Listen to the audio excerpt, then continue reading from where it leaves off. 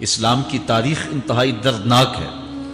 حضرت مولا کائنات رضی اللہ تعالی عنہ کو ابن ملجم نامی بدبخت نے جو ہے وہ تلوار کا وار کر کے جو زہر میں بجھی ہوئی تھی شہید کیا ہے۔ تو یہ بغض اور دشمنی رکھنے والے لوگ تھے۔ مولا کائنات سیدنا علی المرتضیٰ رضی اللہ تعالی عنہ حضور کے سکے چچا جناب ابو طالب کے فرزند ارجمند ہیں۔ عمر میں حضور سے 30 سال چھوٹے ہیں۔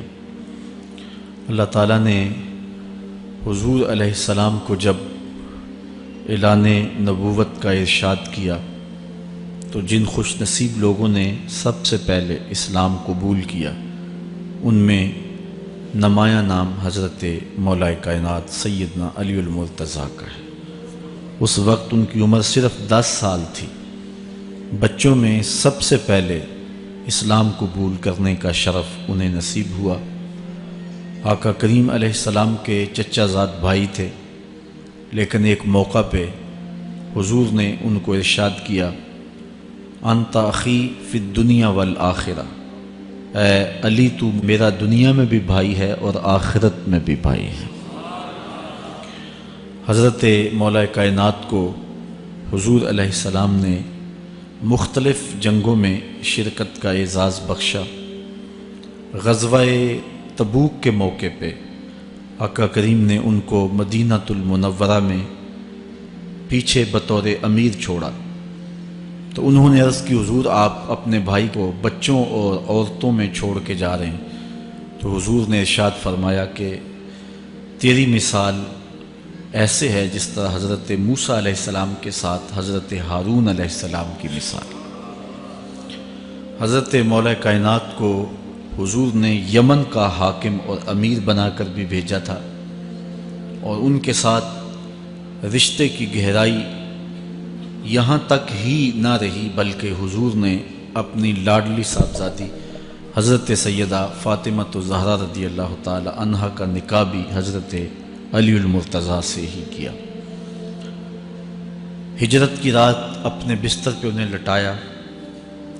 آقا کریم علیہ السلام نے ان کے لیے بہت سارے اعزازات قائم کیے، اور ان کے فضل و شرف میں بہت ساری احادیث ہیں جو کتب احادیث میں موجود ہیں۔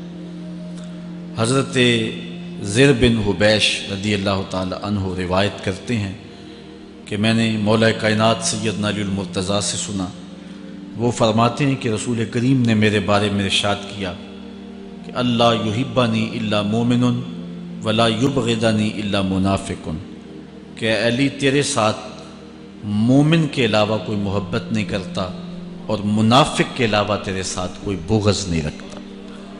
حضرت علی المرتضیٰ فرماتے ہیں کہ اگر میں کسی مومن کی ناک پر تلوار بھی ماروں تو وہ میرے ساتھ بغض نہیں رکھ سکتا، اس لیے کہ میرے رسول نے فرمایا، اور اگر میں کسی منافق کے سامنے دنیا کے سارے خزانے ڈھیر کر دوں وہ میرے سے پھر بھی محبت نہیں کر سکتا۔ حضرت مولا کائنات رضی اللہ تعالی عنہ اللہ اور اس کے رسول کے محبوب تھے۔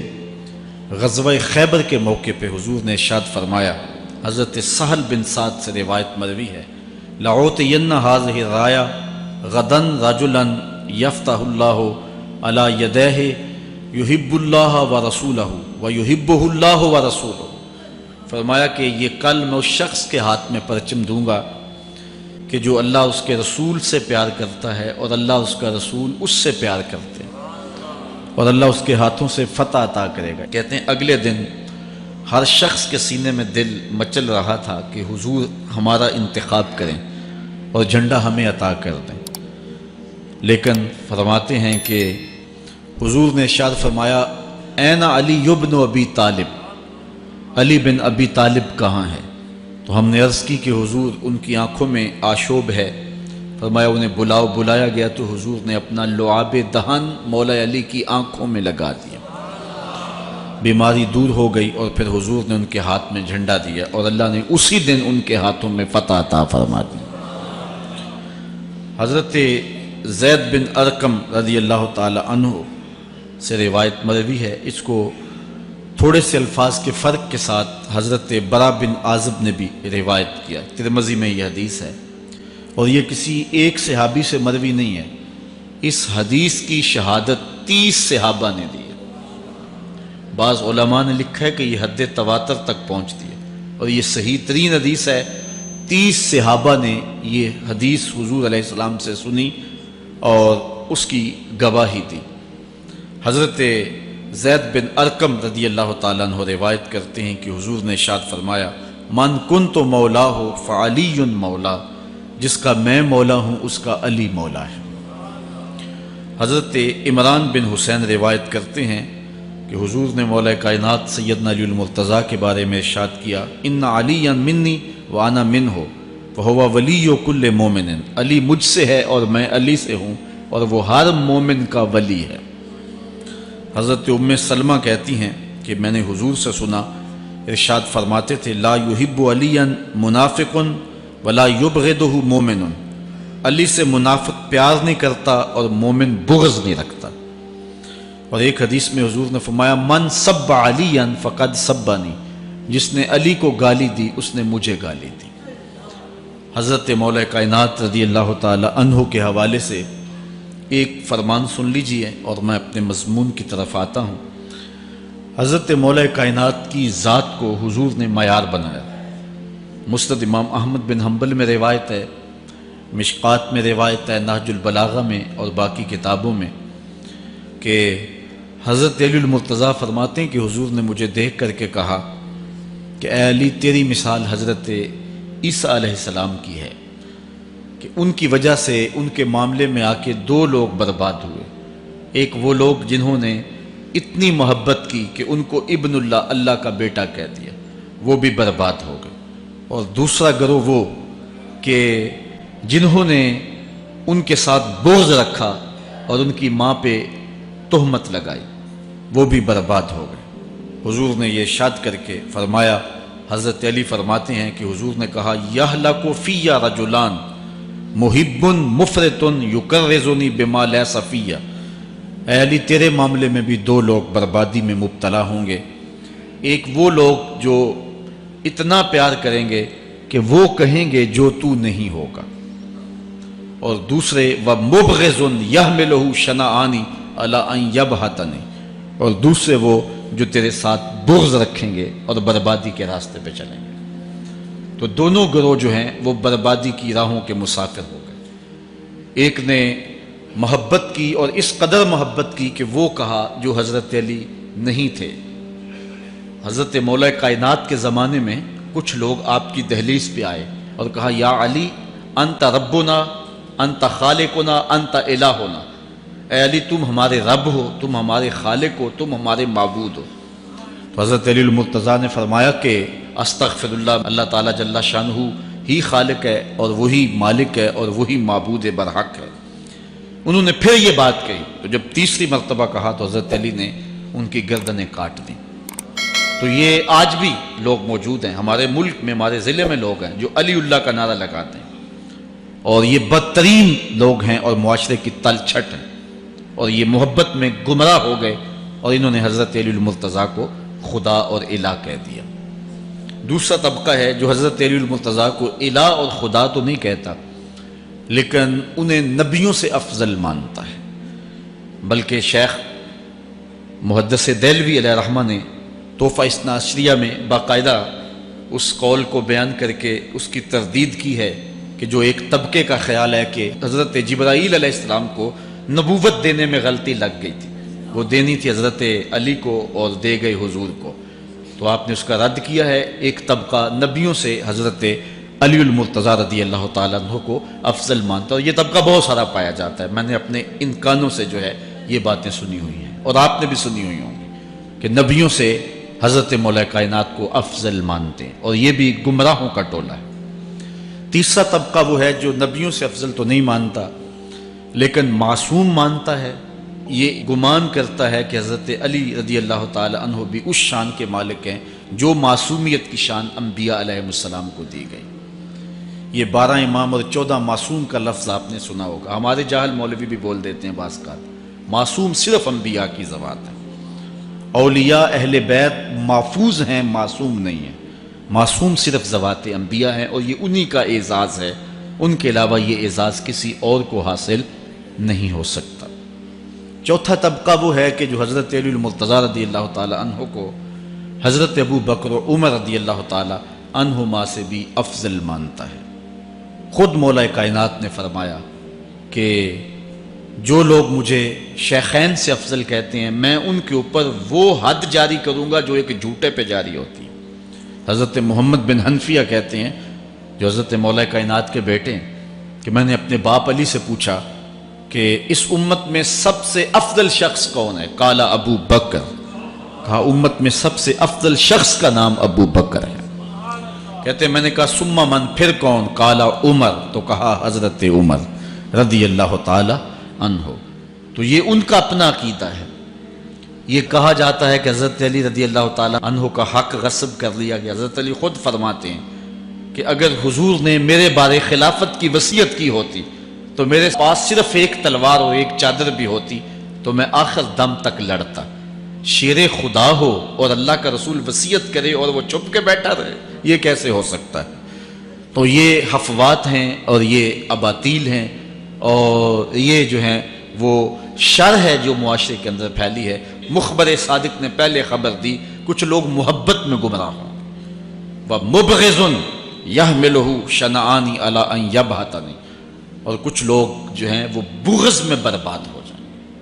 ایسے لوگ بھی دھرتی پہ موجود ہیں کہ مولا کائنات کا نام لیا جائے تو ان کو گوارا نہیں ہوتا۔ خود حضرت مولا کائنات کے زمانے میں ایسے لوگ موجود تھے، آپ کو شہید کیا گیا ہے۔ اسلام کی تاریخ انتہائی دردناک ہے۔ حضرت مولا کائنات رضی اللہ تعالی عنہ کو ابن ملجم نامی بدبخت نے جو ہے وہ تلوار کا وار کر کے جو زہر میں بجھی ہوئی تھی شہید کیا ہے۔ تو یہ بغض اور دشمنی رکھنے والے لوگ تھے جو زمانے میں موجود تھے۔ ایک طرف ایسے تھے جو الہ اور معبود کہتے تھے، اور آپ جانتے ہیں کہ حضرت علی المرتضیٰ رضی اللہ تعالی عنہ کی قبر لوگوں کی نظر سے چھپا کے بنائی گئی، اس ڈر سے کہ لوگ آپ کی قبر کو اکھیڑ نہ دیں، کیونکہ خارجی اس قدر جو ہے وہ زور آور ہو گئے۔ اسلام کی تاریخ دردناک ہے۔ حضور علیہ السلام فرماتے ہیں جتنے دکھ مجھے دیے گئے کسی کو نہیں دیے گئے، کسی نبی کو نہیں پہنچے۔ حضرت صدیق اکبر رضی اللہ تعالیٰ عنہ کی 2 سال 2 ماہ 8 دن دور خلافت، آپ کا زمانہ دیکھیں، ٹکنے نہیں دیا گیا، سازشیں، مصائب، اعلان۔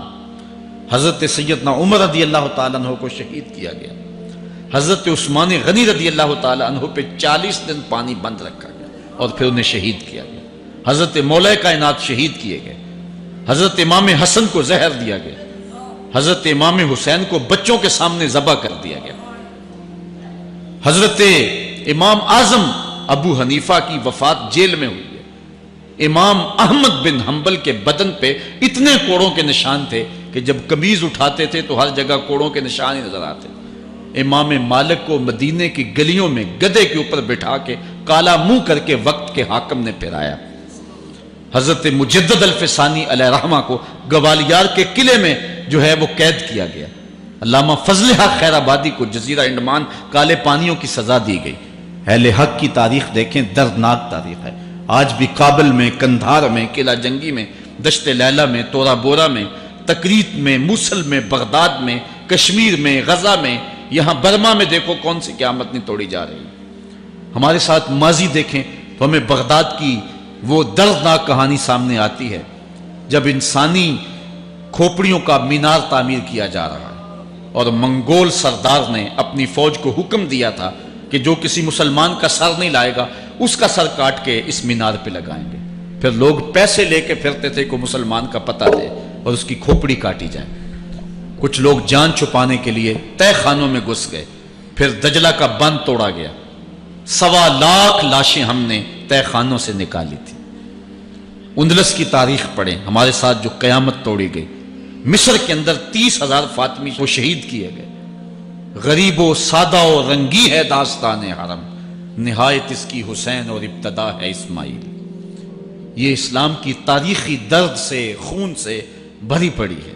تو حضرت مولا کائنات سیدنا علی المرتضیٰ رضی اللہ تعالی عنہ کو اس وقت اگر خدا کہنے والے بدبخت تھے تو ان کو شہید کرنے والے اور اس ڈر سے کہ ان کی قبر کو کھیڑ نہ دیا جائے خارجی اتنے زور آور ہیں تو ان کو جو ہے وہ لوگوں کی نظروں سے چھپا کر کے جو ہے وہ رکھا گیا، اور ایک دور وہ بھی آیا کہ ممبروں پہ بیٹھ کے مولا علی کو گالیاں دی جاتی تھی۔ یہ تاریخ میں یہ دور بھی آیا، آپ پڑھیں تاریخ، بنو امیہ کا ایسا دور بھی دنیا نے دیکھا ہے۔ اسی لیے حضور نے فرمایا تھا من سب علی فقد سبنی، جس نے میرے علی کو گالی دی اس نے مجھے گالی دی۔ اور لوگوں نے ممبروں پہ بیٹھ کے باقاعدہ حکومت کی طرف سے یہ جو ہے وہ قانون تھا کہ تمہارا خطبہ مکمل نہیں ہوگا جب تک علی کو گالی نہیں دو گے۔ یہ لمحے بھی آئے جب اس دور میں دشمن علی موجود تھے، مبغضین موجود تھے، اور افراط محبت میں رکھنے والے موجود تھے۔ تو یہ دور تو اسلام کا حضور کے دور سے 1400 سال پیچھے ہے، تو یہاں بغض رکھنے والے بھی موجود ہیں۔ اس عنوان کے ساتھ اگر عنوان چھیڑوں تو یہ لمبی گفتگو ہو جائے گی، یہ میرا موضوع نہیں ہے، لیکن اتنی بات میں کہوں گا، اللہ کا شکر ادا کرو، اللہ نے تجھے اہل بیت کے در کا بھی غلام بنایا ہے اور صحابہ کا بھی غلام بنایا ہے۔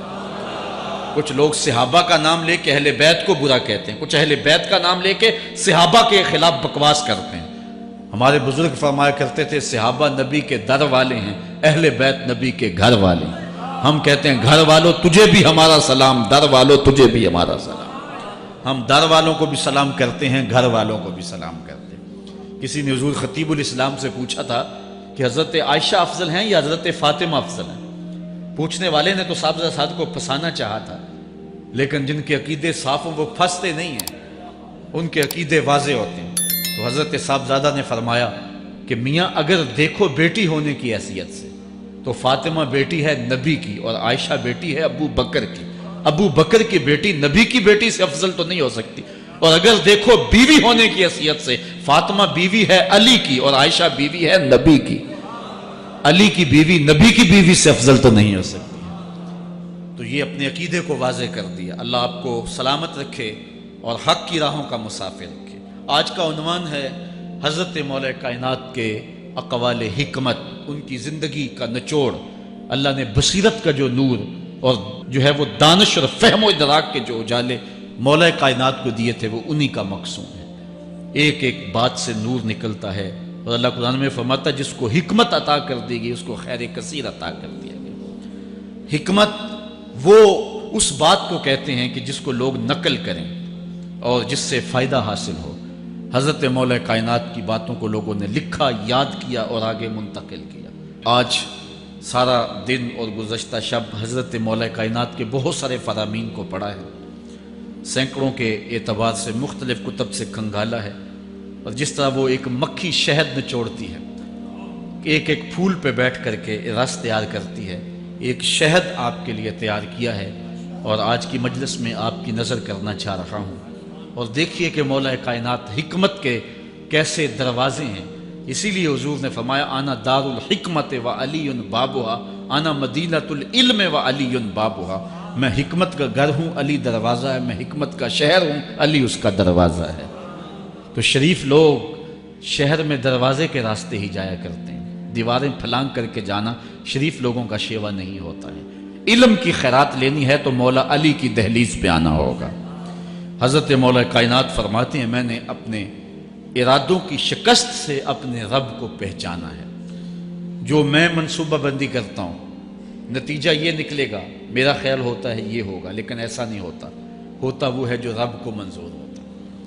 اس لیے میں اپنے ارادوں کی شکست سے اپنے رب کو پہچانا ہے۔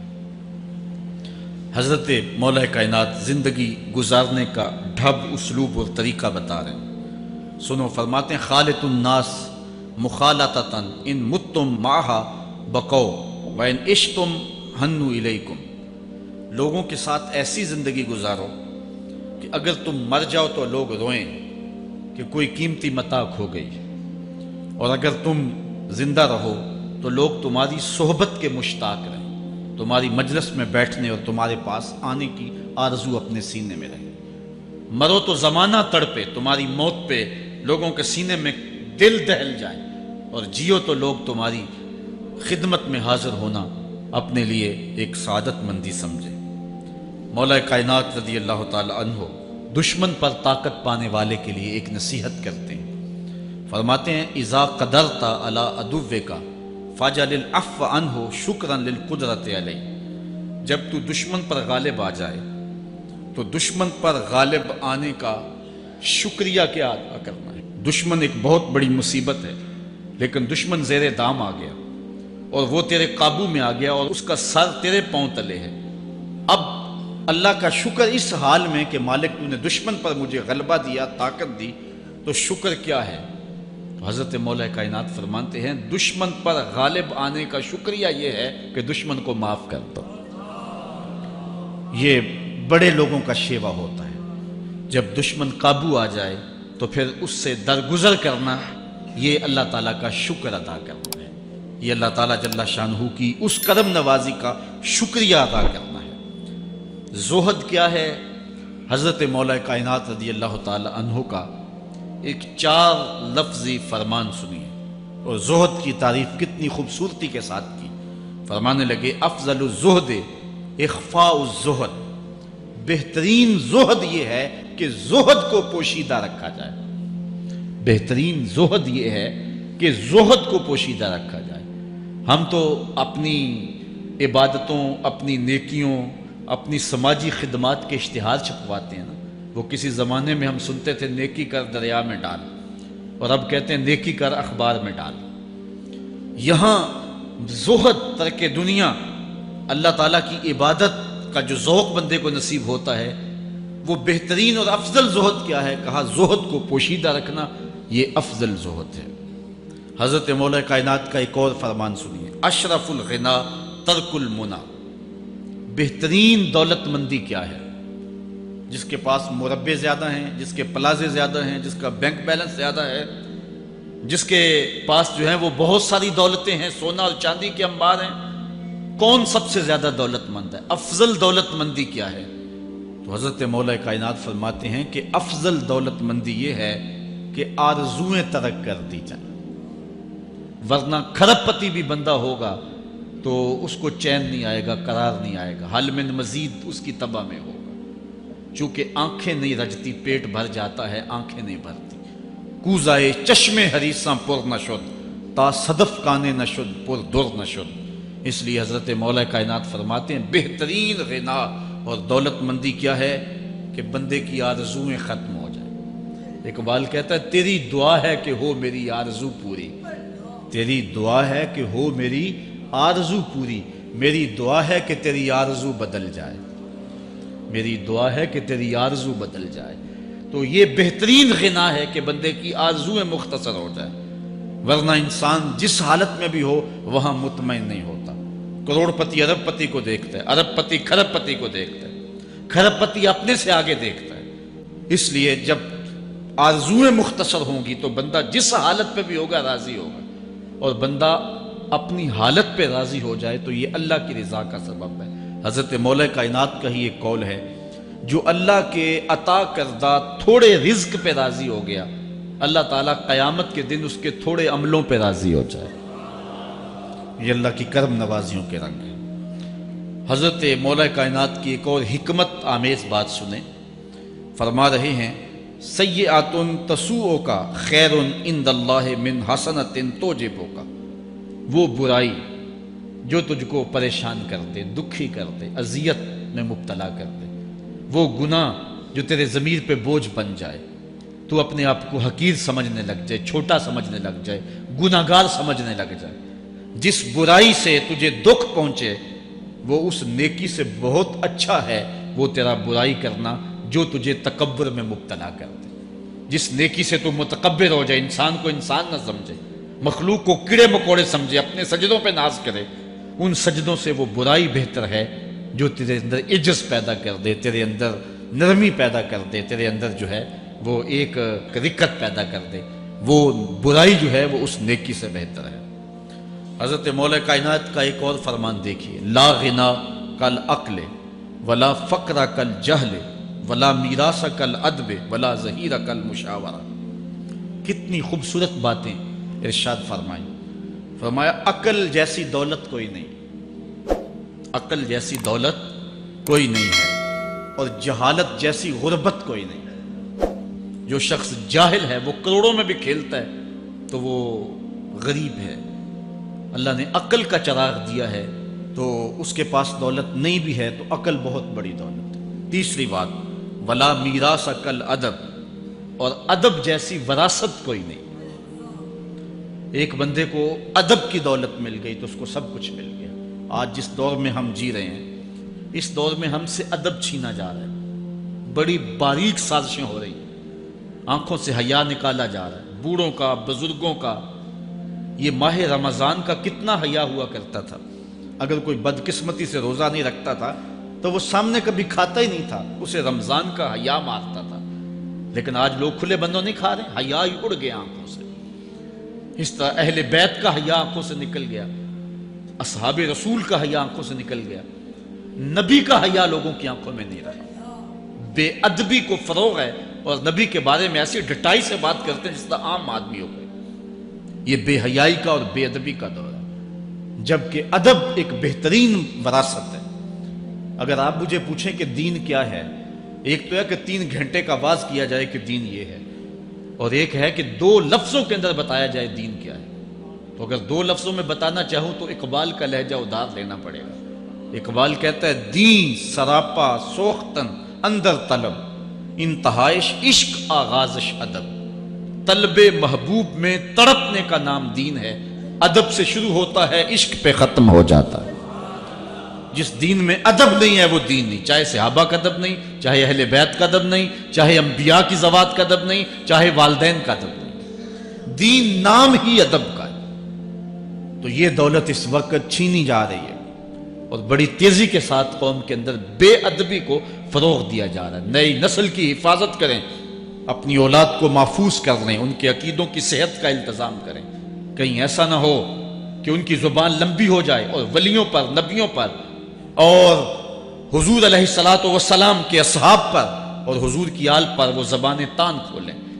اور جس کو جو ہے وہ استنجے کا بھی پتہ نہیں ہے، وہ انبیاء کے علم پہ گفتگو کر رہا ہے۔ شرم نہیں آتی کس کا علم تول رہے ہو، کس کی ذات کو ناپ رہے ہو۔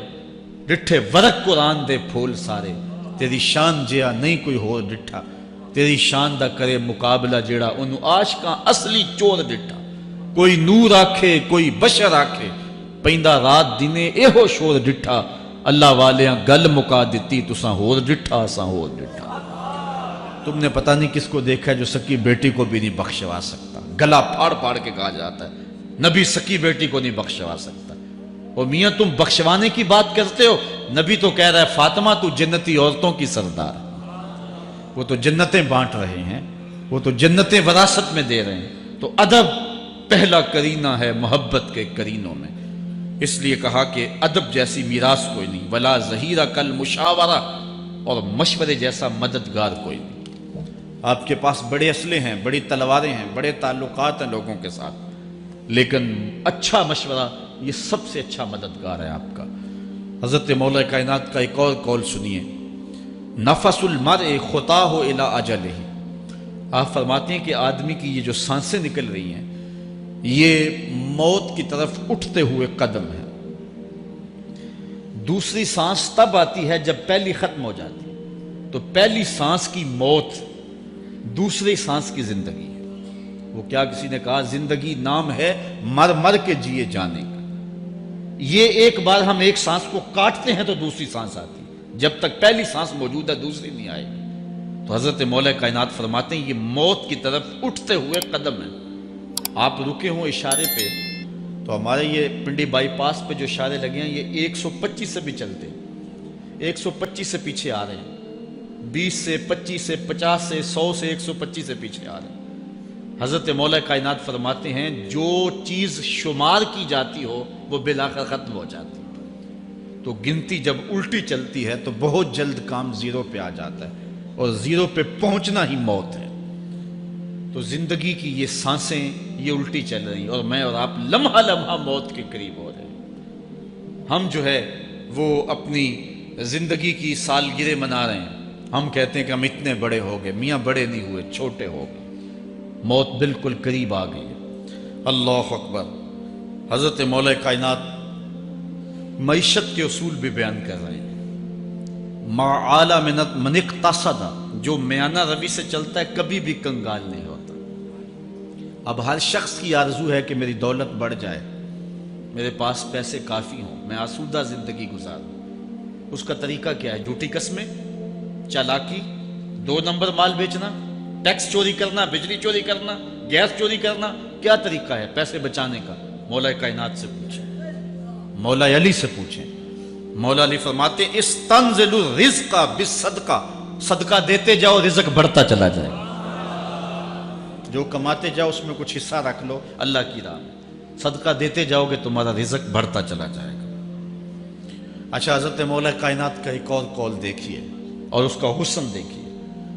من ظن بک خیرا فصدق ظنہ، جو تیرے بارے میں اچھا گمان کرے تو اس کے گمان کو سچائی کر دے۔ تو وہ نہیں ہے جو کوئی تیرے بارے میں گمان کر رہا ہے، لوگ تجھے اچھا سمجھتے ہیں، تو اچھا نہیں ہے، تو اچھا بن جا تاکہ لوگوں کا گمان ٹھیک ہو جائے۔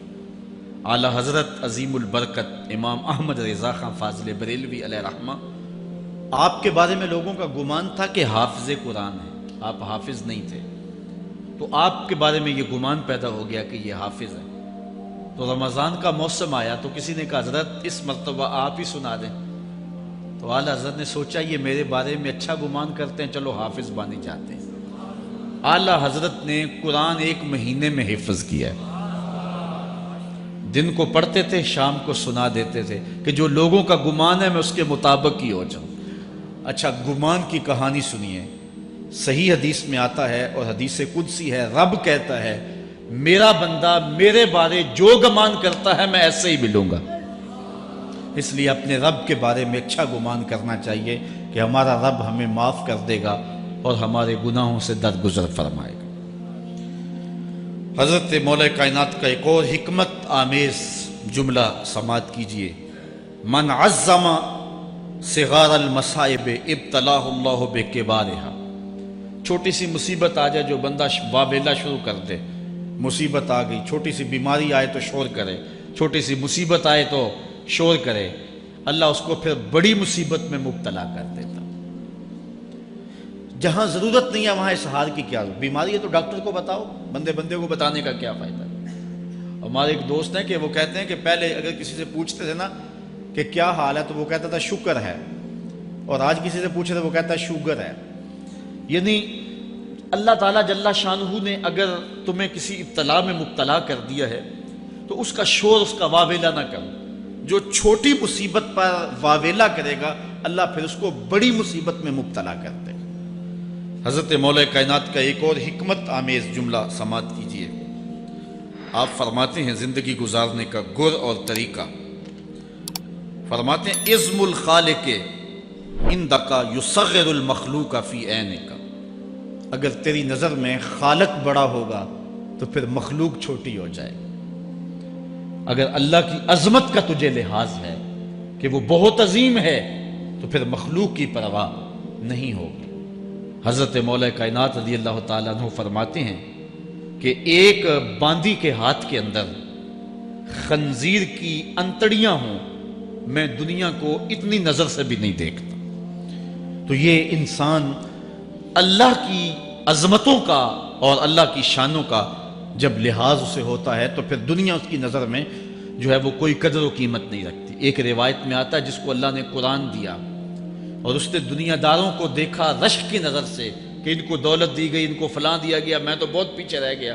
قد حقر ما آتاہ اللہ، اس نے اللہ کی عطا کو حقیر جانا۔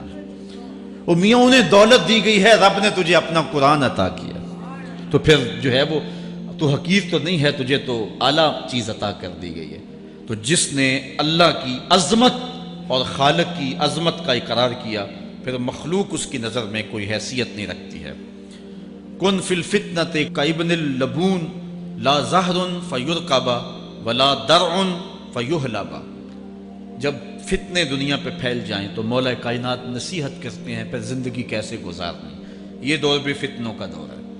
حضرت مولا کائنات فرماتے ہیں جب فتنے معاشرے میں پھیل جائیں تو پھر اونٹ کے 2 سالہ بچے کی طرح ہو جا کہ اگر لوگ اس پہ سواری کرنا چاہیں تو وہ سواری کے قابل نہ ہو، اور لوگ اگر اس کا دودھ دونا چاہیں تو وہ دودھ نہ دے، یعنی وہ فتنے کو کسی طرح سے بھی تقویت نہ دے، اس طرح کا ہو جا جس طرح اونٹنی کا 2 سال کا بچہ ہوتا ہے۔ حضرت مولا کائنات فرماتے ہیں من حاسب نفسہ رابحہ ومن غفل عنہا خاسرہ ومن خاف آمنہ ومن اعتبر ابصر ومن ابصر فہم ومن فہم عالم۔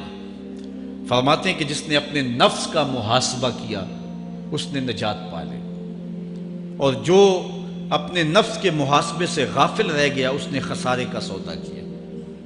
جو اللہ سے ڈرا وہ امن پا گیا، اور جس نے زندگی سے عبرت حاصل کی اس کی آنکھوں میں روشنی آ گئی، بصیرت کا اسے نور مل گیا، اور جسے بصیرت کا نور مل گیا وہ فہم و فراست کی دولت سے مالا مال ہو گیا۔ ومن فہم عالمہ، اور جس کو فہم مل گیا وہی شخص عالم بن گیا۔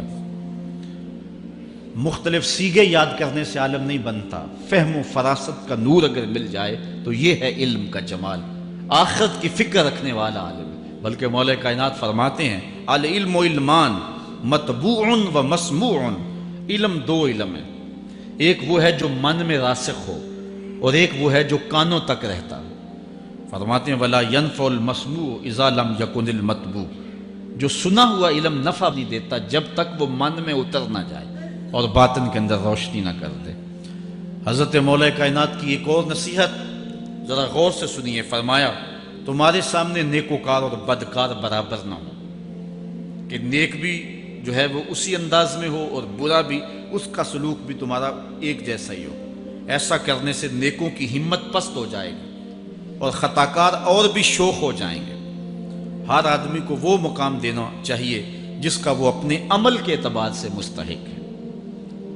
اصل خرابی ہوئی تب ہے ہمارے آراس میں، ہماری محافل نعت میں، ہماری مجالس میں وہ لوگ مہمان خصوصی بنے جن کے پاس دولت زیادہ تھی، چاہے کردار کے لحاظ سے وہ کتنے ہی پست کیوں نہ ہو، اور جن کے پاس دولت نہیں ہے چاہے وہ کردار کے اعتبار سے جتنے مرضی بلند کیوں نہیں ہے، انہیں عزت کی مسند پہ نہیں بٹھایا گیا۔ میں نے اپنی ان آنکھوں سے گجرانوالہ کے ایک اسٹیج پہ دیکھا کہ ایک محفل نعت تھی اور ایک بوڑھا شخص سفید ریش، وہ اسٹیج پہ شوق میں کہ میں نعت خانوں کو قریب سے دیکھوں، وہ آ کے بیٹھ گیا، اور منتظمین نے جو ہے وہ سیکورٹی کو حکم دیا اس بابے کو اٹھاؤ اور اس کو جو ہے وہ نیچے کرو۔ یعنی لوگوں کی قدر و منزلت ان کے دولت کے قد کے مطابق کی جاتی، جو کل شراب خانے میں مہمان خصوصی تھا آج وہ محفل نعت میں مہمان خصوصی ہے۔ جو جتنا بڑا ڈاکو ہے اتنا ہی بڑا جو ہے وہ عزت پاتا ہے۔ کیوں؟ دین میں تو عزت ان کو ہونی چاہیے جو دیندار، ان اکرمکم عند اللہ اتقاکم، جو سب سے زیادہ متقی ہوگا اللہ کے نزدیک وہی عزت والا ہوگا۔ تو ایک بندے کو دنیا میں بھی عزت ہے اور مصلح اور محراب اور جو ہے وہ عرس اور پیر خانے میں بھی اس کو عزت ہے، تو پھر یہ حوصلہ شکنی ہے تقوی والوں کی۔ حضرت مولا کائنات فرماتے ہیں اور خطا کار اور بھی شوق ہو جائے گا۔